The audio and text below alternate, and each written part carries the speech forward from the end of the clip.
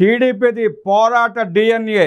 ఇందిరాగాంధీ ఏకఛత్రాధిపత్యం చెలాయించింది. ఏపీలో కాంగ్రెస్ దుర్మార్గాలకు ఎదురు లేదు, తిరుగులేదు. ఎన్టీఆర్ పోరాట పటిమతో కాంగ్రెస్ మోనోపలిని బద్దలగొట్టారు. అనంతరం వైఎస్ రాజశేఖర రెడ్డి నాయకత్వంలోని కాంగ్రెస్ కుట్రలను, దౌర్జన్యాలను, అరాచకాలను ఓడించారు.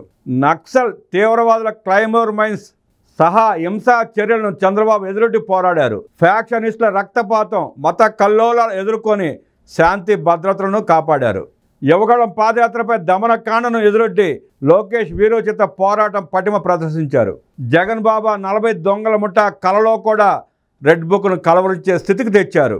టీడీపీ నేతలు, కార్యకర్తలు, చివరకు పార్టీ సానుభూతి పరులు సైతం 2004, 2009 మధ్య వైఎస్ ప్రభుత్వ భీకర దాడులను తిప్పికొట్టారు. 2019, 2024 మధ్య జగన్ రెడ్డి పాలనలో వందలాది టీడీపీ నేతలను, కార్యకర్తలను హత్యలు చేసిన, వేలాది మందిని జైళ్లలో కుక్కి హింసించిన వీరోచితంగా పోరాడి విజయం సాధించారు. ఢిల్లీ సుల్తానులు దక్షిణాది రాష్ట్రాలను కబలించకుండా ఎదురొడ్డి పోరాడిన కాకతీయులు, ముసునూరి రాజులు, విజయనగర సామ్రాజ్య యోధులలో నేటి టీడీపీని బలపరుస్తున్న సామాజిక వర్గాల పూర్వీకులు అగ్రపీఠాన పోరాడి విజయం సాధించారు. టీడీపీ డిఎన్ఏలో ఆనాడు ఈనాడు పోరాట డిఎన్ఏ ఉంది కానీ భయపడే డిఎన్ఏ లేనే లేదు. శిశుపాలుని 99 తప్పులను శ్రీకృష్ణుడు సహించింది, భరించింది భయంతో కాదు. పాపం పండినప్పుడు శ్రీకృష్ణుడు చేయాల్సింది చేశాడు.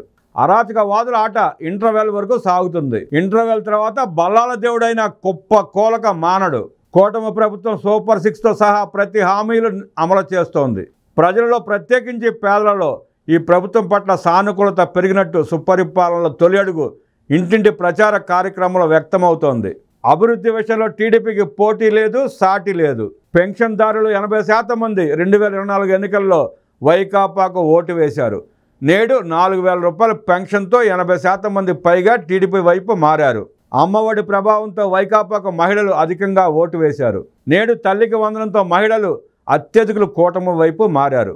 కార్మికులు, ఉద్యోగులు, రైతులు ధాన్యం కొనుగోలు, ఉచిత ఇసుక, జీతాలు సకాలంలో చెల్లింపుల వల్ల ప్రభుత్వం పట్ల సానుకూలంగానే ఉన్నారు.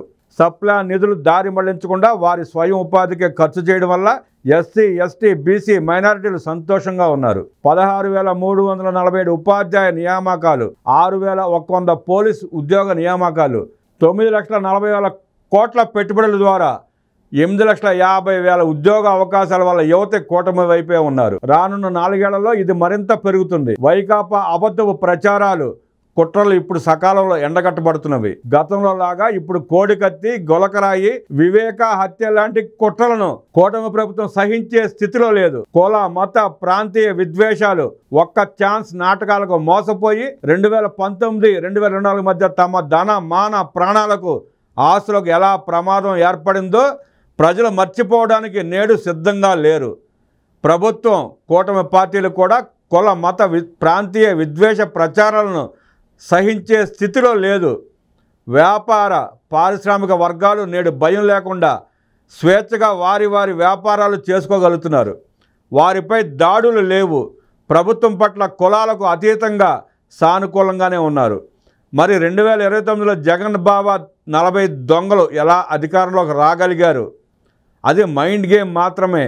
ఆ సర్వేలు, ఈ సర్వేల పేరిట, ఈవీఎంల పేరిట ప్రభుత్వంపై వ్యతిరేకత ప్రబలిపోయినట్టు జగన్ ముఠా గోరంతలు కొండంతలు చేసి నమ్మించే కృత్రిమ కథలు అల్లుతున్నారు. అబద్ధాలది అల్పాయుషు మాత్రమే. 2024 ఎన్నికలకు ముందు జరిగిన 3 ఎమ్మెల్సీ ఎన్నికలు బ్యాలెట్ పేపర్ల ద్వారానే జరిగాయి. ఆనాడు జగన్ రెడ్డి ప్రభుత్వమే ఉంది. పులివెందుల ఉన్న పశ్చిమ రాయలసీమలో కూడా ఎమ్మెల్సీ స్థానంలో టీడీపీ అభ్యర్థి బ్యాలెట్ పేపర్ల ద్వారా గెలిచారు. ఆ ఎన్నికల్లో ఈవీఎంలు లేవు కదా జగన్ రెడ్డి. రప్పాలకు పాల్పడ్డ వైఎస్ రాజారెడ్డి ఏమయ్యాడు? అలాగే పరిటాల శ్రీరాములను రప్ప నరికిన మద్దెల చెరువు సూరి కుటుంబం ఏమైంది?